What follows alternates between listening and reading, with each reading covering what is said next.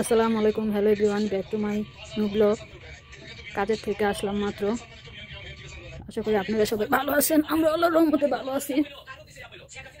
তো সারাদিন পর কাজে থেকে আসলাম। কাজে থেকে আস্তে আস্তে এখানকে 8টা বেজে গেছে। তো রান্না ছিল না তেমন করে, আর সারাদিন কাজ করার পর আর রান্না বান্না করার এনার্জি থাকে না।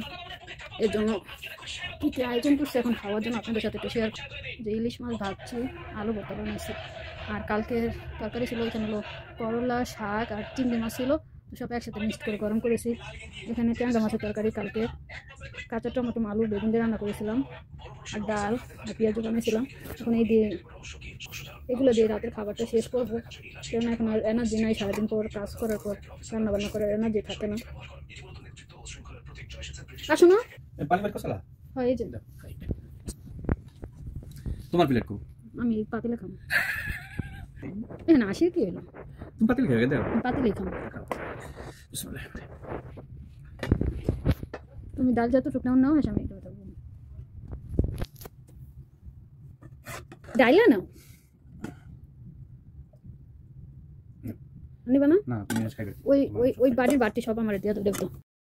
আপনারা আবার কেউ আপনাদের ভাইয়ের মতো হাইসেন না, আমি পাতিলে খাবো শুনে তো একটা প্লেট আবার নষ্ট করবো, এর জন্য আমি পাতিলে খেয়ে নিচ্ছি। মাছ না না, ওই যে এই তরকারিটা সম্পূর্ণ না, তরকারিটা না, শাক আর করলা ভাজি একসাথে।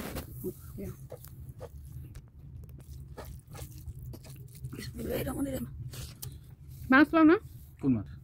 নাও দাও, এটার উপর ঠেলা দাও। মাছ না খাও তুমি। কে তুমি খাবে না? কেন? আমি চামচ খাবো, শাক খাবো, ভাজি খাবো, বাস। তুমি ব্যাগ খাইবো, ভাত খাবো।